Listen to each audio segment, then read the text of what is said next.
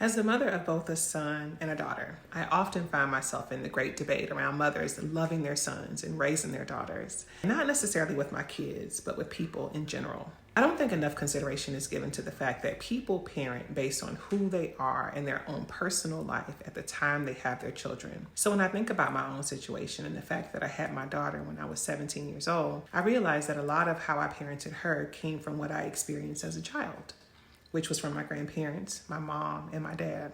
In raising her, I had the opportunity to test some of those things, and I found out quickly whether it did or didn't work. And so by the time I went on to have my son 7 years later, I was a different person, right? I also had the information of what did and didn't work at the time with my daughter. What happens in parenting, though, is that children begin to cultivate resentment because sometimes they feel you love one kid more than the other, simply because you're a different person.